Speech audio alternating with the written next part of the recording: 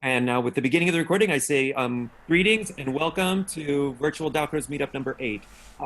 And what other announcements did we have, I Veronica? think that's it. I think we're ready for our three presenters. So we'll go in this order. So make sure I follow Catherine and then Adriana and then Leslie. And all three of them have prepared a 5 minute sharing of something in their practice recently of teaching. And after 5 minutes, I'll give you a 1 minute warning and then cut you off at 5-ish minutes. I usually let people finish their thought if they're in the middle of something. And we'll just go back to back. And then after that, we'll have time to discuss and ask questions and share. So with that, Catherine, it's all yours. Okay, thank you. Um, Thanks very much for having me. I'm going to talk about Dalcroze and the clarinet. So this is not specifically about teaching online, because actually here in Australia we're all back face to face, more or less. Certainly in Western Australia we are, and we have been for some time. So um, my offering of what can be done is more about what can be done with a non-piano instrument rather than what can be done online. Um, I'm really passionate about seeing Dalcroze pedagogy embraced by more teachers in Australia. And for me, part of this is sharing my understanding that Dalcroze is an approach that can be used effectively by teachers playing all sorts of instruments. So I play the clarinet, and I currently work for the education department here as a clarinet teacher in schools. And I also work for the University of Western Australia in their junior music school, where I teach 4-year-olds in a typical early childhood group music setting. And I would love to talk about the way that I use Dalcroze principles, I guess, or activities in my clarinet teaching. But today I'm going to talk about using the clarinet in my early childhood Dalcroze classes instead. But perhaps Dalcroze and instrumental teaching is a great topic for someone to speak about in the future, Veronica and Stephen. So in my early childhood classes, I do use the piano a lot, of course, because that's how I was trained. And I know the piano is essential for so many Dalcroze exercises, but I am a first study clarinetist by a long shot. So I'm trying to push myself to explore how I can use the clarinet more. So I've got 4 things that I have found that seem to work well when I use the clarinet in this setting, and that's what I'm going to share with you now. So first of all, the clarinet is obviously portable, which is fantastic. The piano to me is like an amazing piece of furniture, whereas the clarinet, I can get up and move around and really be amongst my kids when I'm teaching, which is really lovely, I think, especially when you're working with young kids, 3 and 4 and 5-year-olds, to be able to be with them as you're playing. So just as one example, when we're working on perhaps starting and stopping with the music and maybe introducing the concept of beginnings and endings of phrases, I might play something for my little 4-year-olds to travel from one corner of the room to the other. And with the clarinet, I can actually be with them, and I can stand in the corner. I can say, we're aiming for that corner, and I can almost figuratively blow them in the direction that they're going to move. So I might play something simple.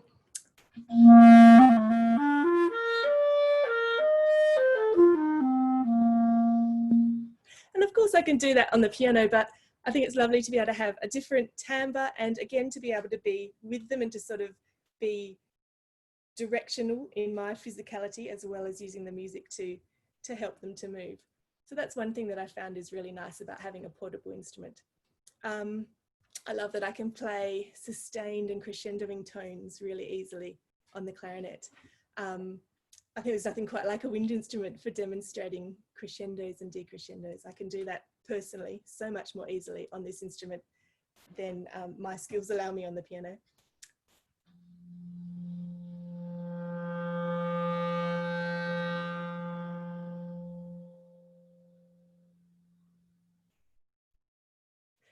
And being able to you know, make a little improvisation based on those crescendoing and diminuendoing tones, and having the kids perhaps curl up in a ball and be expanding and contracting with the sound of the clarinet growing and fading, works really well. The clarinet has interesting architecture, by which I just mean I often find myself using its physical shape and visuals, I suppose, as a teaching tool. And I toyed with whether I would keep, or whether I'd make this point or not, but I am a student of the wonderful Joan Pope, and she has really taught me to view every object in the world as in terms of its shape and texture and contrast, and relate that to music and turn it into a good Dalcroze activity. So I do find myself using the clarinet to talk about up and down, and we might draw clarinets in the air or draw them this way. I might have my children be a clarinet, and then I might ask them to find another way to be a clarinet, and one of them will figure out that they can, you know, lie down on the floor in a clarinet shape. And then I might say, show me a clarinet like this.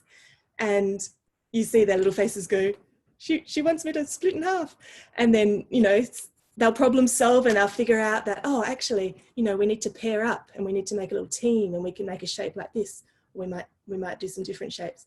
So, I mean, obviously what I'm doing here is specific to the clarinet, but I guess my point is just using the objects that you have and even the instruments that you're using to make those visual connections, to look at patterns, to look at shape and texture.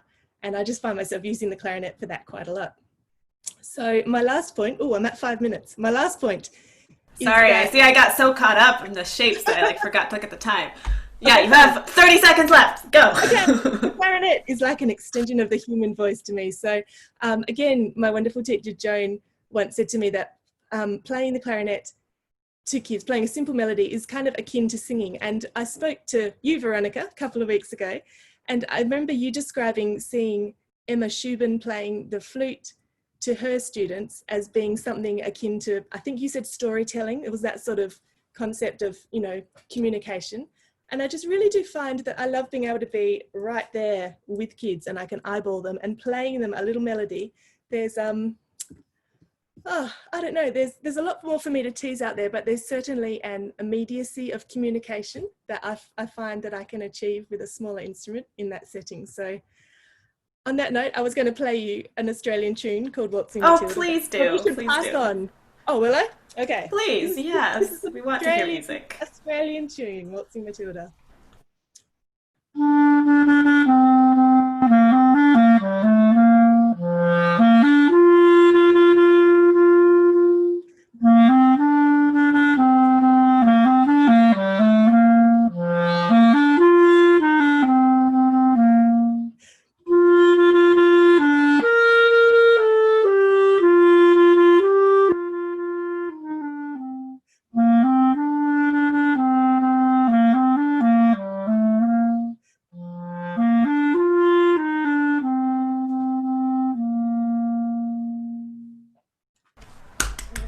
Thank you. Thank you, Catherine. Adriana.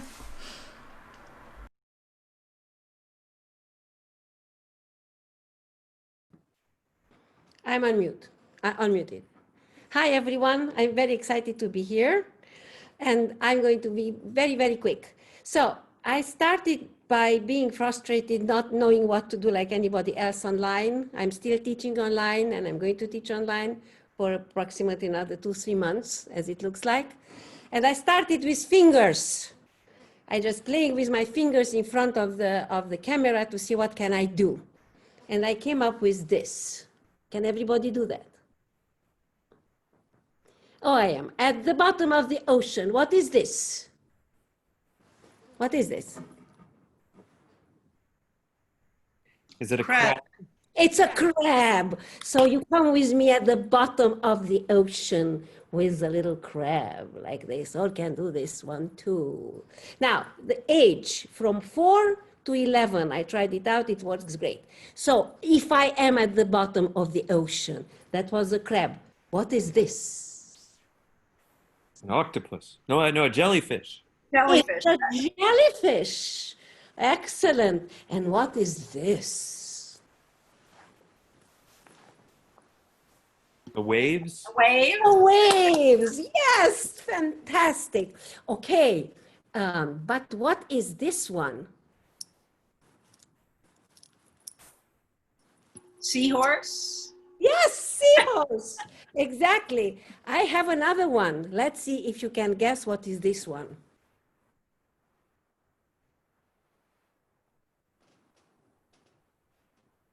A shark. A shark. You are brilliant. So remember everything what we did and show me. Which is this one?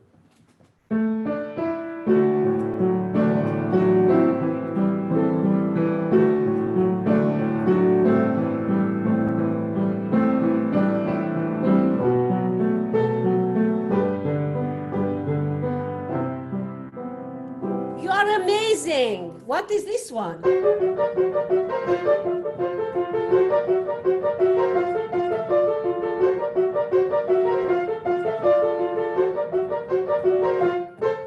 You can do it with your toes if you want.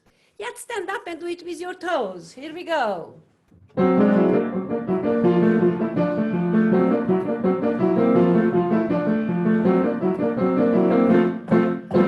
hide under the rock. Great. Do you remember what was this one?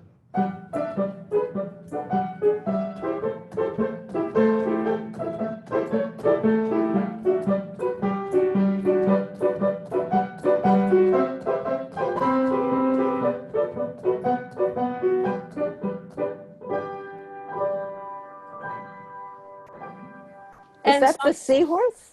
That was a seahorse. You can do it with your feet.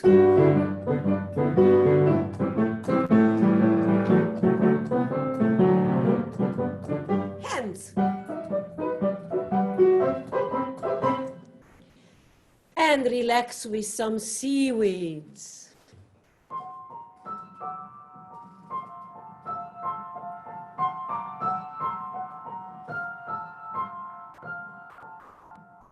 And what is this one?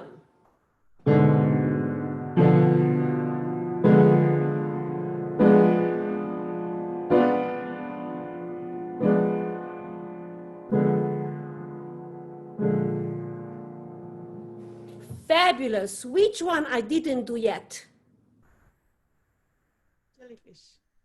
The jellyfish. You good memory. You remember.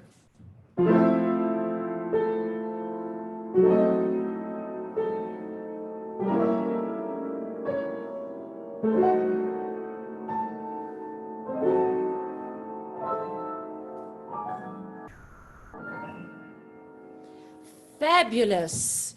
So that was a fast version of what's going to be. So also, and then the kids get 1 minute. Can you see? Okay, let me do Yes, yes. Here it is.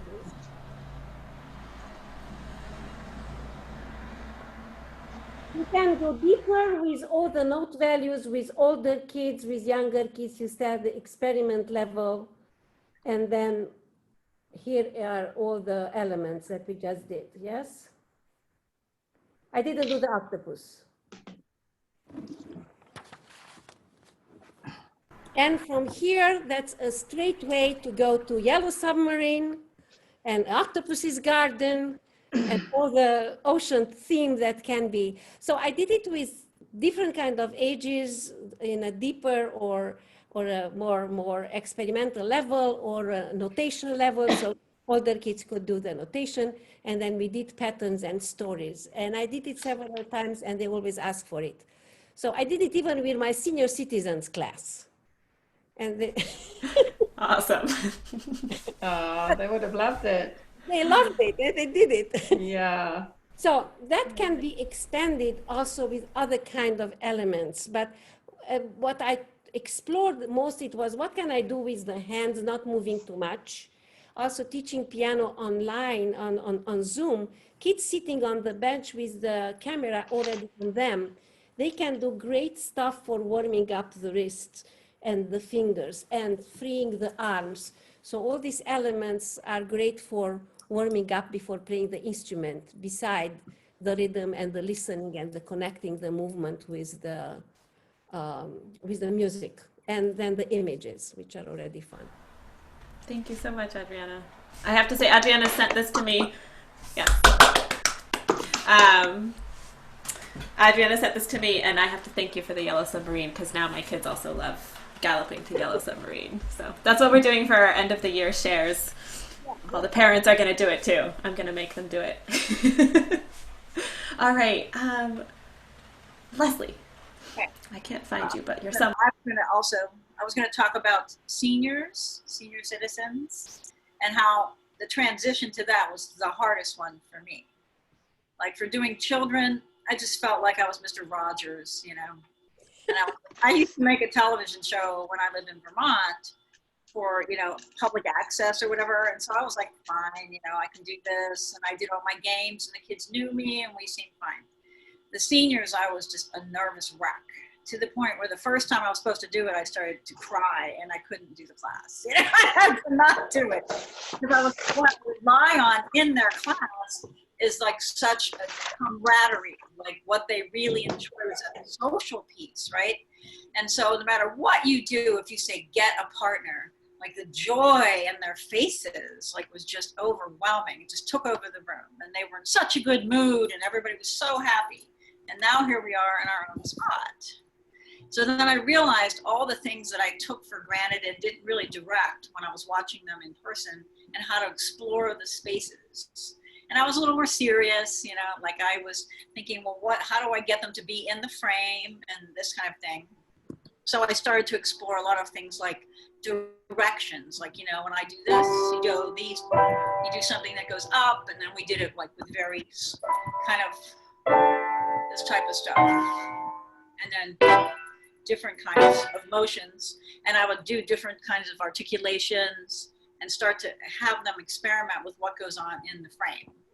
So I would talk about the clock or the north, south, east, west. And then at first we talked about this plane, and then about the plane, like what if the clock was flat, and then all these directions. And then they started to get really happy and moved with a lot of different kinds of movement, because I was giving them some directions about how they could use their arms, like instead of just saying, you know, stretch, like they would just do the same thing over and over. In person, that wouldn't happen. They would be more sort of creative in how they move, but as soon as you get them in front of this little thing, they were just like, like all the time. So I started to realize that if I directed them by things like north, south, east, west, clocks, whatever, opposites, same, follow, one goes the other. So whatever type of movement that was, I would then direct it into some sort of musical thing. Like if they were doing a follow, you know, I used the Franck Sonata. Da, da, da, da, da, da. So whatever kind of movement I did, I would take it into, you know, the music later. But I always started doing the frame. But I didn't know what I was doing. I mean, at first I was just lost. And then I started to say, they really are doing things differently. You know, if I asked someone to stretch, someone might go like this, and then that would be different than a more light thing. So as I watched them, I realized when I directed them into this little space that they were also coming up with very rich movement. That at first I was terrified I wouldn't get any ideas. And one thing about the seniors is that they have lots of ideas and they have a lot of experience. Like they used to ballroom dance and all these different things. And when you see them in the room at large, you can see it really quickly. But in this little frame, it took me a while to figure out how to see that and to use their movement to direct it, you know, towards what I'm doing. So that was really the biggest challenge for me, was to get into this little space. Now, a lot of my seniors are happy to move around. They tell me that's their only aerobics right now. So then when we do it here, then we contrast it with, you know, you move around. But once we get the stuff in the frame, then they move and then they stop and do something sort of contrasting. So they still get their moving around plus the richness of what they developed in their frame. So of course, all kinds of movement can happen in person. And maybe that's not that unique, because you could say, oh, you're sitting and now you're standing. But in the classes that I have, the people are big arts consumers. Like one woman is on the Shakespeare, you know, in the Berkshires board or whatever. So I realized I wanted to elevate some of the experiences to be really highly aesthetic for them. So they would like relate it to their arts experience, because they are the New Yorkers that go to the Philharmonic or whatever. So another— Leslie, just so you know, 1 minute. Okay. I didn't think I had much, but I guess I had one. And so I started doing things like, well, what piece are we doing? And maybe I could find, like we would do a Beethoven something, and then I would find a Bernstein, you know, YouTube. And I started to relate to them, the way you're gesturing, the way your face is, like, look at him and how that relates to very large artistic experiences. So that kind of started to elevate everything. And I started to get my groove. Like at first I was like, I really did not know what to do when we got online. And then they got to have a really gratifying, rich experience. Sometimes it was more whimsical, like a Memorial Day, we watched drum majors, parading, and then they were making gestures like that. Or if we did a Prokofiev piece, we might watch a little ballet clip or something. So I realized that's one resource that I wouldn't have used in person. And I found myself really feeling like I could really do something rich and aesthetic for them once I got ready, once I got myself sort of into the square. That's really all I have to say. Thank you so much, Leslie. Thank you. This is your time for questions, comments, stories that relate. So feel free to wave at us or type something in the chat. So, anyone have any comments that they want to start with? Is that Laura? You want to unmute? Oh, Laura's trying. There you go. Oh, you had it. Try again. You almost had it. There you are. Thanks. I just wanted to say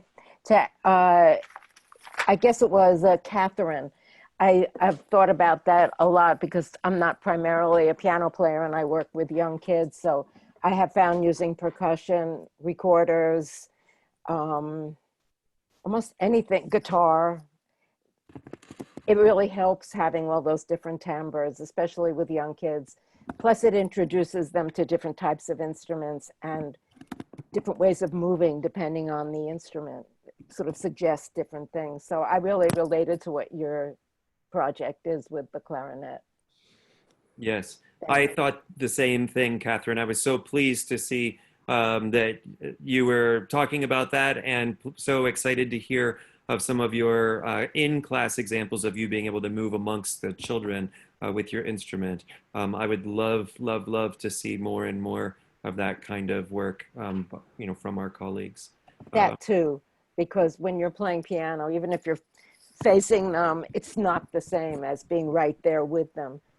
So it's another. Other comments for any of our presenters? Questions or comments? Leslie? Leslie, I just wish I had Adriana's ideas. I loved her ideas. Because I was always thinking more on the bigger scale for the kids and not really bringing that down into the frame. And so that was really, really great. So I'll steal those ideas. If any of the attendees tonight were not with us for some of those, I don't know, maybe it's 3 weeks ago or 3 meetups ago when we had the theater people with us and the choreographer who was talking about the new proscenium, which is this Zoom space box and the different ways that he as a choreographer was making use of the box. There were some really wonderful ideas there. And so these up close things are some, it's a whole different way of thinking about our classroom if we're going to use the Zoom box as part of it. Other thoughts today? Anthony? I was just going to address to Adriana. I really enjoyed your ideas there about bringing it into a smaller sort of space. And I was just struck by how easy it would be to get the kids to sort of initiate some improvisation or some composition based on maybe doing the different animals. And then, then they get to, you can follow their movements. So flipping that around would be a really interesting way to grow. We did more, can I speak? Yes, please. Yeah, so we did more animals because I asked them what are the creatures you know, and they came up with species of fishes I never heard of. So I said, okay, show me, how do they move? And so we improvised and we created that too. So that was a lot of fun, but also we brought that from here to the room. Like, show me with your body, how can you do the waves? So for older kids, I did not show them the waves. I did not show them the shark. They had to come up with their own. Only with the little kids, I showed them the movements because it was a straight line of teaching from here to there, from here to, but for the older kids, they had to do the waves, they had to do the shark, They had to do the octopus. They did starfish on the floor. So the older they get, they were more in charge. And Wonderful. seniors too. Yes, Catherine. Adriana, I was just wanted to add that much as I know you've devised these ideas because you were thinking about Zoom and teaching online, it's something that I will use when I go back to teaching my kindy kids live. So my group of at UWA, they just cancelled all classes, and they didn't ask us to teach online. We just haven't been teaching in that setting for a while, but it will be starting up again soon, I hear. And I'm thinking when I go back to seeing my little 4-year-olds, I know much as they love to move, it's going to be weird and like the start of the year for them, and they're going to be nervous and they will have forgotten how to be confident in the space. And that would be a lovely activity for me to start with. We can all be together and sitting on the mat and start with something small and gestural, and then I'll be able to expand it as they grow confident into some whole body stuff. But that will be a beautiful sort of warming up and reawakening for them. So yeah, I'm going to use those ideas. Thank you. Great. That was the idea, because I really didn't know what to do. A couple more. Anyone else have things to add? Chris? Yeah, I'm really anxious for ideas on how to get them to look at each other, echoing what Leslie mentioned a little bit. So I'm trying to think of ways that, like Anthony said, we're doing the crab, but now let's all follow whatever movement a particular student chooses. I'm looking for other ways that they feel like they maybe don't have partners, but we're looking at each other and not always just looking at me, the teacher, if any of the contributors could share. Well, I mean, I do have with the adults. Do you have college students? Is that who you have, Chris? Yes. Yeah, I mean, with the adults, we could kind of go from one to the other, and it is difficult to follow exactly, though, but they would be given some time to, like, we had a piece and they would devise something they wanted to do. I'd sometimes give them time because it's hard to follow online anyway, but they get a little bit of time to practice something that they think goes with this, either, usually in the frame, even if we've done it around the room, and then they take turns, showing it. And if they have a little time, I think it makes it easier for them to want to lead, and then they have a more codified idea. And they will watch each other. I mean, of course, mine are adults, not college, but I think that is less intimidating if they have a little time to practice. That's what I found. What I related to, though, is the glumness. They're so joyful when they're together in the room, and the Zoom fatigue makes them glum. How to cut through that, I know sometimes we go like this, like we used to tap hands, so we would go like with the computer, like tap like this, and everybody. And they'll laugh, and I'm thinking, oh, they're laughing. They all do it, Yeah. It helps. As soon as Adriana had us get our hands in the screen, I felt the glum lift immediately for those moments. Right. That was a really an interesting shift that I didn't anticipate. So I thought there's something magical about this. I don't know if it's that it's just near or that we were all doing it. I'm not sure. Or it's just that it's silly. I'm not sure what it is, but there's something right there that's, so maybe if it was like, how about if our nose or eyeballs or, like there might be ways to kind of play with that where you could. I don't want to play with that with kids because they start going. Yeah, maybe not with the little kids, but with the college students and older, there might be ways to make use of that same idea.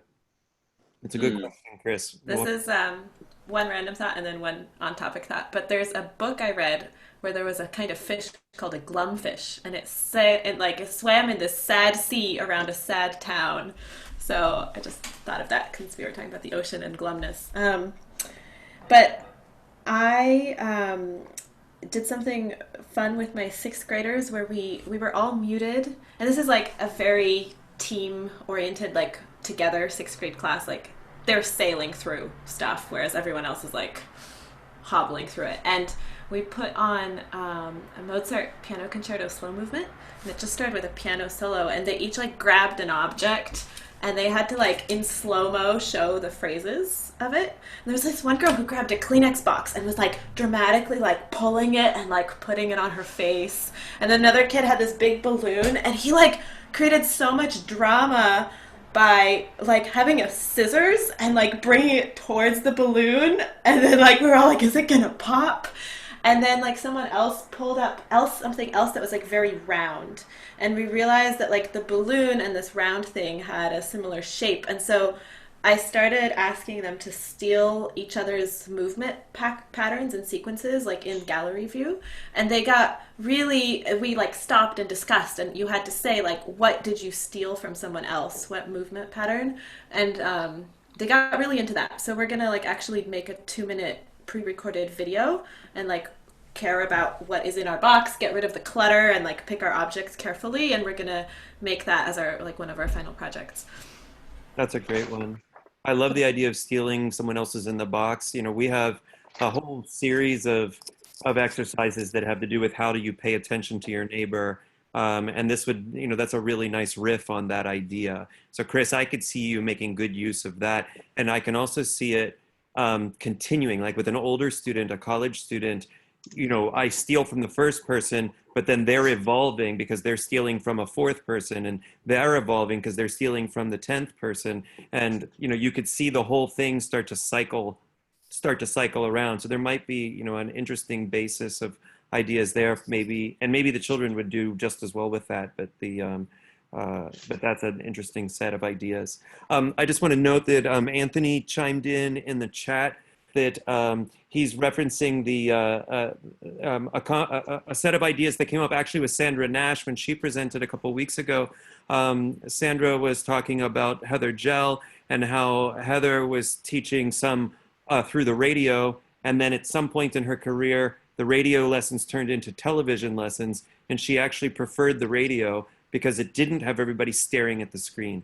And so it's maybe just, and we had a really nice conversation about that as the group. It's good just maybe to say again that we want more and more exciting ways to use the screen, but we also should not forget that there actually may be some good reasons to put a picture on the screen rather than having it be a bunch of faces on the screen, or, you know, the equivalent of a black screen, you know, something that would allow the student to look away and to maybe walk in their room without having to stare at the screen the whole time. So that's all very nice. Thanks for bringing that back up, Anthony.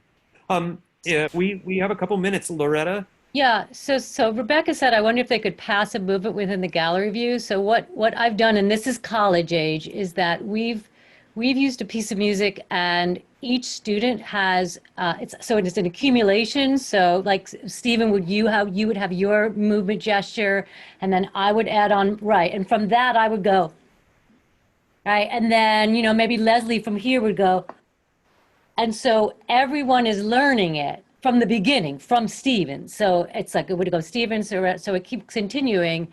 So you create a longer phrase, but then the other thing you can do is call out names. So it becomes, it's like if Stephen, you're number 1 and I was number 2 and Leslie was number 3 and Veronica was number 4. As a teacher, I could call out 4, 1, 3, and they don't need to look at the screen for that, because hopefully they will have remembered you just can't make them too long. Everybody has, it's not a phrase, it's just a gesture.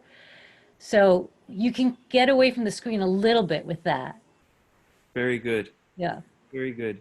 I'm going to note Nicole's comment. I've thought a lot about this and have not at all mastered it. Nicole Brockman is just noting that there's a difference between me looking at the camera, which can give the sense of me actually looking at you, versus me looking at gallery view, which makes me look like I'm really not looking at you. I'm looking kind of down and away. And so trying to get used to that and noticing, like, when you want to make that more personal connection with your students, finding the discipline as the teacher to actually look into the camera rather than looking kind of near the camera.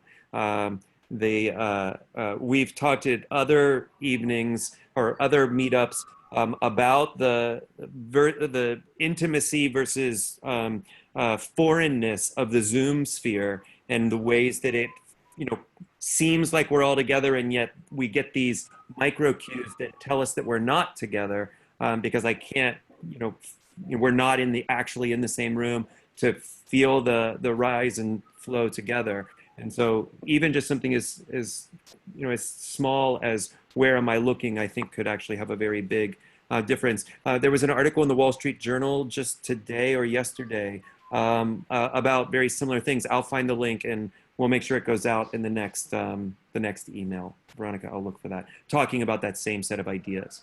Yeah, I know. I find it really fatiguing trying to look at the camera. I mean, like, you're like, I just have to keep going. And like, I mean, I'll be honest, like I'm trying to make myself look at the camera, and then it's really, I find it extremely fatiguing to focus on, just admitting that. Apparently, I think I'm very pretty because all I can do is stare at myself on the Me screen. too, yeah. I'm like, oh, my hair. If my picture is on the screen, I spend the whole time talking to myself. And so I have to like get rid of my own picture so that I stop looking at myself. Laura, do you want to chime in? Yeah, I just wanted to ask, like the camera is the little green light on top, right? Yep. Yeah. Yep. And so if your eyes are looking into that, it's actually the camera's just half a centimeter to the left of your green light. If you're looking right there, that's your most direct. I think I mentioned in one other meeting that I connected my laptop to the TV. So I'm not looking at the laptop. I'm not looking at anything little. I'm looking at the largest TV I have in the house. So I'm not so tired. Yeah. So, and that is something that also I mentioned, that it will be great that in the future, if that's going to be for us, many of us, the future, that on the other receiving end, the students, the parents should have to connect their devices to a TV, because their experience is going to be enhanced. Not only ours, it's important. Yeah. Them too, because if the receiving end doesn't have everything, then we can stay in our heads and do whatever, but they have to have that too. So not to stare at the little thing. Yeah. A quick question, Adriana, because I have been getting like pretty much daily headaches at this point. I'm like counting down the weeks until I'm done. Did you find that on the bigger TV, you're just not so tired because you're watching kids, but they're bigger, like the little squares are bigger? Exactly. And also, I'm not looking at myself anymore. All right. Well, sounds like I need to invest in a giant screen TV then. Right? Next teaching studio equipment. And the blue light filter glasses, I have found some benefit from as well. So we might think of that. Well, I think we have time for maybe one or two more. We've got maybe 2 more minutes before we'll give some parting announcements and try to be respectful of everybody's time. So any other comments that anyone would like to bring up? Or question? Get the blue light glasses. Thank you. If you have any ones that you think I should buy, just add them to the resource list or send us a link. It'd be great. We'll share it with everyone. Laura? I'm just confused at what the blue light glasses do. There's a supposedly the light spectrum that comes out of your monitor is heavy on blue light, which is sort of a morning kind of light. And so if you find yourself working on the laptop into the evening, your body is receiving mixed signals. It's supposed to be dark out, but you're receiving morning style light coming at you. And for some people, it can cause migraines, and other people it can cause insomnia, and other people it doesn't seem to affect at all. But generally, it seems that there's some research to support that it's extra fatiguing. And so if I know I have a long period of time in front of the computer, the last time I got my glasses, I actually ordered a pair of prescription glasses set to the distance of my laptop and with blue light filter to just make it all a little easier. So wearing the glasses mitigates that effect, you're saying? Yep. Okay. Just some ideas. Well, it's been, I think, another wonderful evening with some new and old friends. We're so pleased that everybody came. If you have not signed in and would be willing to, we really enjoy seeing how many different names and countries and places people have chimed in from. We've specifically scheduled tonight and other events to be at about this hour so that our friends on the other side of the globe have an easier chance of clicking in. So if you haven't, please say your name and where you're from in the chat if you'd be so willing. And then we have a couple parting announcements for tonight. Veronica, do you want to? I got to pull up the agenda to look. All right. So as soon as I click out of this meeting, I'm going to hit send on an email that's like ready to send to all of you. And it has the information for the master classes. So it'll have the dates and it'll have registration. We put it up on a GoFundMe page. And as this project has gotten a little bit bigger, we're going to rely on two organizations that we're both connected with to help us with the infrastructure. So the Carnegie Mellon Dalcroze Training Center is going to be involved in some of the back end work, and also Integral Steps, which is a nonprofit that I work for that's based in Colorado, and I work remotely for it in Boston. And I was going to go teach summer camps this summer, but they are now online, so I'll be teaching a few from my Zoom screen. And so we just hope that the information in the email is clear, but if you have any questions, let us know.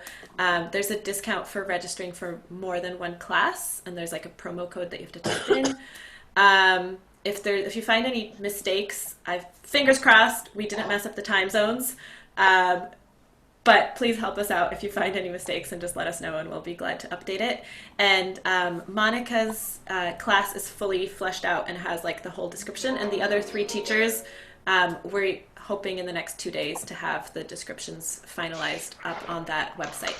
So we will send another email when that's updated. And we're just so excited to try this, and we have no idea what will happen, but we hope it's good things. And we're grateful to all of you because it's really your connection to this group and the energy that you've put into this that gives so much to everyone, right? Like Stephen and I are here like creating a box and a structure, but like all of you contributing and being here and sharing and listening, that's what gives life to this group. And we're excited to see what happens in these master classes and how we all grow through those. You'll see that the master classes there are 4 master classes from 4 master teachers from 4 different countries. We have Scotland, Italy, New York, here in the States, and Australia. These teachers are all outstanding. You'll see, though, that the times are at different times, and the whole idea there is that we're just trying to let different people in different parts of the world be able to click in. If any of if you are interested in one but can't make it live because you're sleeping at that time or you were just booked, everybody who registers will have access to the video for 30 days. And so it may be that you watch it asynchronously, that you watch it at a different time. We just want everybody to know that that will be an option. And we're hoping that you'll spread the word and that people will register, and we'll be encouraged to, try to offer a second series in the fall. Would be exciting. So we're going to continue both of these things. The virtual meetup that we're doing tonight will continue, and we'll continue about every 2 or 3 weeks with no fee. And then we're going to do our best to have some master classes happen for a small fee, also kind of about every 2 or 3 weeks through the summer. Veronica? The next meeting is on June 15th or June 16th, depending on where you are. And at that meeting, thanks to Adriana's suggestion, actually, we're going to have mega breakout rooms, and we'll be there longer. And the breakout rooms will be divided by age group that you teach. So we'll have like really little kids, and then like medium, late elementary kids, and then we'll have teens and adults. And our hope is that there's a lot of great stuff that's come out of these 5-minute presentations, but there's also been people who have watched and listened and maybe don't feel as comfortable giving a 5-minute presentation, but still have a lot of great insights to share. And also that maybe we can make more space for questions and for brainstorming and just for more conversation. And so that will be our next meeting. It'll be a slightly different format. And so we won't be in need of 5-minute presentations, but going on in July and August and later in June, we will go back to those formats. And so if you want to nominate someone else to give a presentation, you can. If you want to self-nominate yourself, that's probably the harder thing to do, but it is very much appreciated when you reach out and say, I have something to share. Otherwise, we'll be texting and calling all of you and being like, hey, haven't heard from you in a while, friend. Do you have something to share? So we do put in our work to like try to get it, but feel free to also help us in that work. And we just kind of like have some people in mind and have some people who said maybe, and so we just kind of follow up with them. So I think the comment that Chris Rose made a little bit ago where he said, I have this problem of getting the students to look and notice each other. And then we all brainstormed for 2 minutes about that. That type of thinking will be ideal for next meetup. So if you would try to think about some challenges that you're experiencing in your settings, then when we get together and we do our breakouts, that type of banter and brainstorming together is what I'm hoping we'll be able to do a lot more of. So try to come having thought a little bit about some of these hurdles that we're all working through. Good. All right. I think we maybe did it. I'm going to double check my agenda. Nope, it's good. Thank you, everyone. Thank you, everyone. It's 10:01. Thank you. As always, we're trying to be respectful of time. Veronica and I will stick around for a couple minutes if anyone wants to say hi, but otherwise, thank you so much. We'll look for your emails. I'm hitting send, guys, right now. Bye-bye. Thank you. Thank you. Bye. Thank you so much. Thank you so Bye, Wendy.